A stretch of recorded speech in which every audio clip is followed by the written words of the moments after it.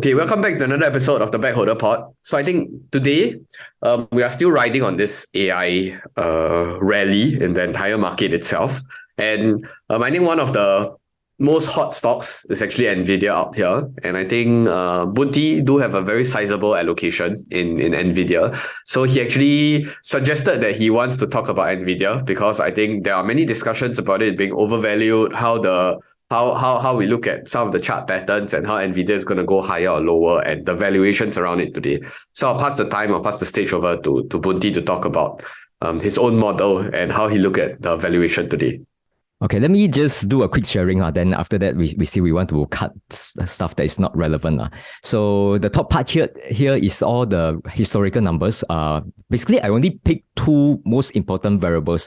And I noted that Damodaran's model, right, he's also basing on these two. Okay, the first one is revenue. Usually we will say, okay, the revenue grow by how many percent, right? So this is the revenue part. And then the second one is actually the free cash flow. Like out of like every dollars of revenue that Nvidia bring in, right, how much actually translate to free cash flow. So free cash flow, for those who don't know, right, you should actually, it's actually the net income, but you need to minus out the capital expenditures or reinvestments. So after net off, this is the amount, the historical part. So for DCF, right, actually is, okay, it is like a fancy term, but to put it very simple, it is just projections of future financials, including the revenues, including the net income, free cash flow. And then once you get the free cash flow, you just discount back. And basically that's the intrinsic value of the companies. So for growth companies like Nvidia, right, actually the most important criteria or variables that affect the valuation is how much growth that you assume for the next, like, call it like 3, 5, 10 years. And then what is the margin that we're going to get? And then what is the discount rate that you're using when do the discounting? So I know for those who are interested, right, you can just, maybe we'll put the link down at the description so that you can look at Damodaran's DCF model. It is quite complicated. I try to simplify already and I get quite a close numbers here. Okay. Basically, this is his projection. Okay, it started out with current revenues of about 27 billions, and then this is his growth rate, the growth rate that he assumed. Started out 80%, and then slowly going down 30%, 24%, and then it's only like 3.6% at the 10-year. So this is the revenue projection, and then this is the free cash flow projection, and he's assuming that at the end of 10-year. The exit multiple, right, is 19 times, meaning that whatever free cash flow that we have, right, you just multiply by 19. That's the exit value. So you take the exit value together with all the free cash flow over the next 10 years, just discount at 11%. And this is his model. And once you discount back, divided by total number of shares, you get 240s. These numbers, I won't say it is exactly the same because his model is a lot more complicated, but I just try to get the important parts now. So this is his values now. Okay, this from here, right? The question is, we just from his DCF, we can understand like what his his story is. Like he's actually assuming that Nvidia revenue to go 10x. You see, from 27 billion to go up to 270 billion, 10x in 10 years. This is not a small growth rate. It is quite a decent growth rate. But yet he gets something like 240. That's why he said that the share price is really overvalued. Hence, it's implied that he's going to either sell a portion or sell all his positions in Nvidia. Okay, but anyway, we don't have to agree with everything on the screen here. Say, for example, you might think that the growth rate is higher than these numbers. You might think that the discount value shouldn't be 11%. You might think that the exit multiple shouldn't be 19s, right? So you can actually put in your own assumptions, and even the free cash flow margin also, you can put in your own assumptions to come up with your own numbers. So I think for everyone who do the DCF, this is what you should do, right? So I come to my own assumptions. Actually, I come up with all this growth rate, right? All this free cash flow margin before I look at his assumptions. It's not like I started out from his model and just tweak my own numbers. I really come up with this before I look at his model or his assumptions. But I'm using a PE number which is slightly higher because I look at historical PE of Nvidia. It is not like 19 times, right? It is much higher than that. Even you can say that there's long period of time where the PE is even higher than 30 times, right? So I'm assuming a higher PE multiple, exit multiple, discount rate keep it simple, just put at 10%. I know for Damodaran, he really have an established approach to go and calculate this 11%. There's more professor-like. It's not like just plug numbers and just throw in. So his number is 11, mine is 10%. And then the free cash flow margin, right? You can see that here, I just assume a flat 24%. But actually, if you look at in past, right, the historical free cash flow margin, it was low in the past, and then in the recent years, it's already like above 30%. So I just assume it is like from 18% go up to 24% and just stay flat there. But remember that the growth is still quite a decent one. So from here, I imagine that the companies from 27 billions will go up to similar level as per Damodaran projection, but the free cash flow margin is slightly higher, exit multiple is higher, and the fair value that I got right is $344. Okay, this is my base scenario. If you ask me whether this is overvalued, yes, it is still overvalued given that the current price is about like $422. It's about 20% overvalued. It is not excessive. I would say it is overvalued, but not excessive. But for those, because you know that these growth assumptions, just to give you an idea of how important it is, right? I have another bull case scenario where I just increase the base growth rate by just 5%. Like just now, 40% become 45, 25% become 30%. Just 5% across 10 years, right? Then I can come up with a fair value of $539, which is like, you can argue that the company is still 20% undervalued. And the question is this number very crazy? Actually, it's not, right? Because you see, currently we are at 27 billion revenue. And we know that over the coming quarter, the company is guiding 11 billions is in just one quarter. So we know that you just assume that 11 billions times 4, that's already 44 billions in a year. Okay, so it's like they're already at year one numbers here, and just let them grow for another 2 or 3 years. We are about 100 billions annual revenue, right? $100 annual revenue. This is about the same as Intel revenue during its peak, which is about 80 billions. And you can compare against like different companies, right? Like companies like Samsung. Of course, Samsung is not just semicon companies. They are conglomerate. Their revenue is about 220 millions. TSMC is currently 74 millions. But these are the numbers today. But over the next few years, right? Of course, this entire big machine learning, generative AI, we can see the demands is coming in, right? So I really can imagine that the companies can grow to, like in the scale of 100 billions just in a couple of years. So all this, I think still, although I would say it's an optimistic projection, but still not like, crazy numbers that cannot be justified, right?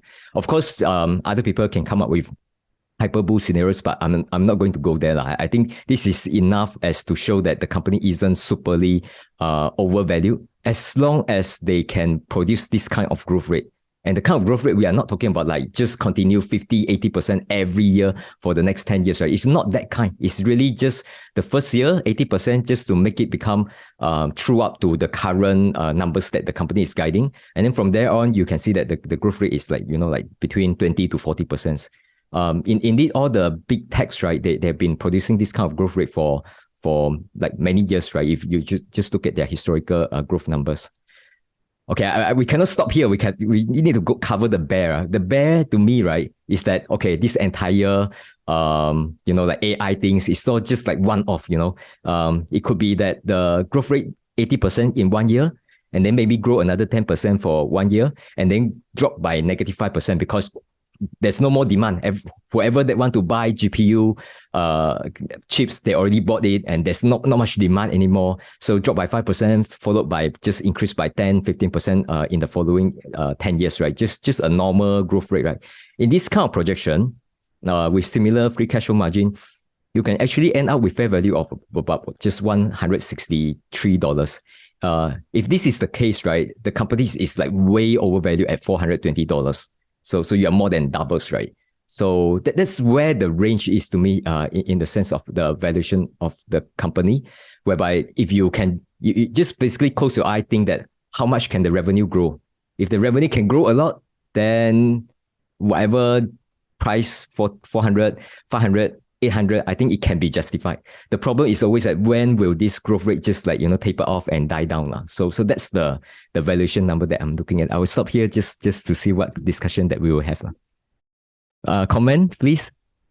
I can go back to the Everyone is stunned already. I can go back to the free cash flow and just we can plug number along and see what's the valuation, fair value.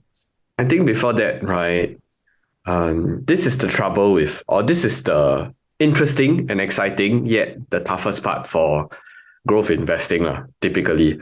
Because the standard deviation here is crazy. 160 to 400, 500. As in, if let's say you plot it out, right? Because I think the argument here is between, do you think Nvidia will 5x in 10 years? Or do you think Nvidia will 10x, 15x, 20x from 10 years? So if it 5x, it's grossly overvalued. If it 10x, it's grossly undervalued. And nobody has greater insights. You're just betting on like understanding fundamentals. You think that the software and hardware is gonna continue being in the lead, etc., etc. So there are a lot of very soft aspects here and there, qualitatively expecting that nobody can catch up, etc. But I think to circle back to the discussion about talking about big tech, right? Having those kind of numbers might be slightly different because I think in terms of scalability and for them to deliver when you compare hardware and software might be slightly different if we are expecting a 30-40% CAGR for the next 10 years. I'm not too sure how it will play out, but I'm not saying it won't play out, especially if generative AI is gonna really take over the world. Then this kind of numbers, I think, is still small numbers. Maybe next time the $400 billion revenue might be also very little. So that's just my 2 cents on this lah. And the 3x, 5x, right, all these numbers, right, are you referring to the revenue or are you referring to the share price? Revenue. 3 because you were comparing, right? I think 5x was your bear case, and then 10x was your base case from the discussion. Yeah. Share price wise. Honestly, if you're talking about a 10, like now, according to your assumption, Nvidia is going to 10x their revenue and they are trading near fair value or slightly overvalued by around 20%. And you use a WACC or a discount rate of 10, 11, 12%, whatever it is. Assuming that Nvidia really 10x means that you're getting back 10%. Is that a very interesting risk profile? I think Tesla might be even more interesting at this kind of valuation. Just saying, as a non-growth investor. So I'll actually rather allocate money in Tesla rather than Nvidia if I'm forced to choose between both companies. So yeah, Tesla bull, Mr. Eric, what do you think of this setup of Nvidia? I do think currently is like not that favorable, like what you have said. Like if you're getting in now, it's like very richly valued. So if they just meet expectation, okay lah, this is the price that they should be getting, and they will most likely grow into this price, this valuation. But if let's say they miss by even a little bit, and the media start to talk nonsense about it, just like Tesla, right? The other time where they chong so high, and even Elon chime in and say, it's too much. The stock price is too high. But it still went a lot higher before it corrected back. So the euphoria bit, I think, is we are used to it lah. Like growth investor, we know that you will upshoot to the upside. You will shoot down when everyone is getting pessimistic. We just don't know how long that will take. So, I mean, if you were to ask me, is it a good time to get into Nvidia? I would say the upside doesn't seem like it's a lot. Like if you say Nvidia will 10x their revenue, right? That kind of revenue, right? It also means that all their customers, right, are getting that kind of income so that they can also 10x their spending to buy the chips from Nvidia. So are we really seeing that kind of growth for the other companies? All the AI company, all 10x, then they will also 10x their spending, Then because Nvidia, I think at the bottom line is they are just a shovel provider. They provide the shovel. They are not really selling the gold.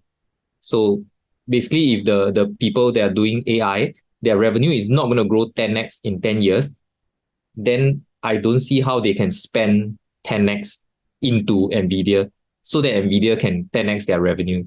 So I think it's a kind of, you got to look upstream and see like what people are going to spend. Otherwise, how is Nvidia going to get their revenue? I think that the company don't have to hang nets. They just need 9 more companies to come into this thing and start using Nvidia's GPU lah. So but for that I actually agree with Jiking lah. When I see Nvidia, right, Nvidia seems like it has a lot of competitor. But then Jiking say that it's about which has the biggest dominance lah. More competitor doesn't mean that the companies will start switching to their competitors' graphics card.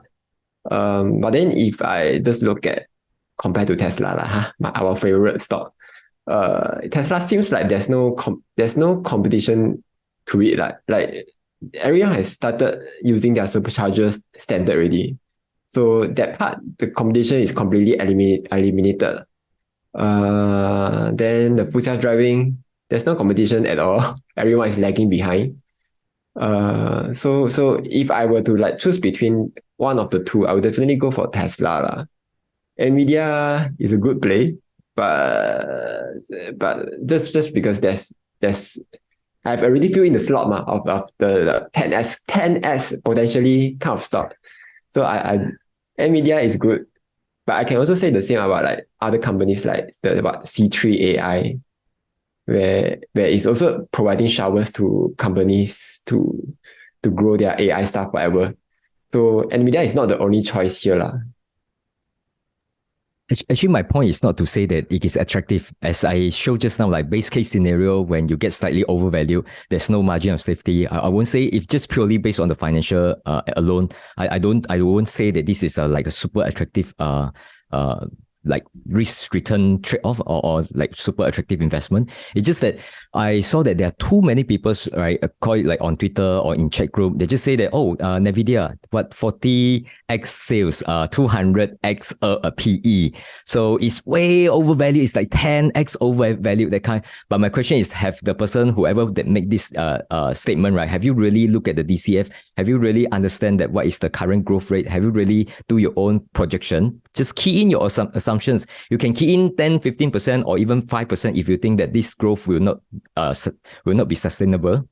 And then just do the DCF and compare against the current share price. And if it's overvalued, I think that's fair, right? Because in a way, you are just saying that I think it is overvalued because I don't think they will have this kind of growth. To me, their growth is like at most call it like 10 to 15. It's not going to be like 20, 30%. So I think then there will be a discussion to say, okay, you think overvalued because you don't think they will grow as much. I think they are fairly valued because I do think that there's huge upside when it comes to the entire market and their positions and how much share that they're going to get of that total markets, right? So, but I think too many people take like the shortcut in a way that I just look at the PE. Today's PE 200. 200, come on, cannot be super. At most, I'm paying 40x PE. So 200 PE means what? It's like five times fair value. I'm sure you have seen people make this kind of comments. So I'm against this kind of like shortcut when it comes to valuations. I think we really need to look into more details, try to understand what is the margin, what is the future growth rate, why it will sustain this kind of growth rate, and so on. To just be more detailed about it. Yeah. Actually, I think one more very contentious part about Nvidia the other time was that it's really very, very, very hard to do the growth rate projections, because that's why the stock price is such a roller coaster. It went to 300 and then back to 100, because now looks nice, right? You say that can grow another 10%, and then even on your bear case, you say negative 5%. But even during the crypto boom, everybody said that what's that term for crypto? They said that that's the new paradigm shift, right? And Nvidia was also selling the shovels to all these crypto miners and stuff. And then you see the next quarter, negative 20% year-on-year growth rate. So it's like, how do you can't take into account this kind of movement because it's too volatile already. But then I think a caveat here is, I will give it to Nvidia's management team, Jensen and whoever. They are very, like what Damodaran said, they're very opportunistic. They are always looking out for what is the next thing I need to target. And the things that I'm doing today is to go for the next market. I don't care whether what I'm selling today. I'm thinking ahead, and that is also why they can always capture crypto, capture gaming, and then now they capture into AI, generative AI, and whatever. So which makes it incredibly hard. That's just my the projection wise. On the crypto one, right? I don't know whether you followed Jensen, right? He has downplayed the crypto impact like for many quarters. He's just almost like saying that this crypto thing, can you just go away? I don't want to look at these things. It's like affecting his financials, his number, and affecting his fan base when it comes to gaming GPU. People want to buy GPU for gaming, which is the like sustainable customer. These people can't get their GPUs, and they are very angry and complain. And yet at the same time, those miners, they are like just keep buying GPUs just to print their crypto monies, right? So he really downplayed that a lot. But it's very hard for him because he can't control how people who are the buyers. And Wall Street don't care. But Wall Street don't care also. Actually, if you post crazy numbers, right, they will still try to model it. I won't say they don't care. It's that because in terms of like Wall Street, right, they also don't know like out of this total revenue, it could like go up by 60% in revenue. How many percent are like crypto buyers? How many percent are actually the legit gamers, data center? It's quite hard to differentiate these two. That's why Jensen keep on downplay that. But for the AI things, right, he has been giving speech years over years for at least 5 years. Keep talking about accelerated computing for 5 years. People don't really pay attention to this. I noticed that almost no people like really heard about accelerated computing. Maybe next time anyone mention about Nvidia, you can ask the person, do you know what is accelerated computing? And just test. I would say out of 10 people, I would say maybe 10 out of 10 don't really know what is this thing about, even though he has been talking on this topic for years and years. Yeah. So this one, he's really like you can see the management attitude is very different comparing crypto versus the machine learning generative AI. Yeah. I think largely speaking also, I don't know why, I think on Twitter, suddenly I see a huge swath of people shouting Nvidia.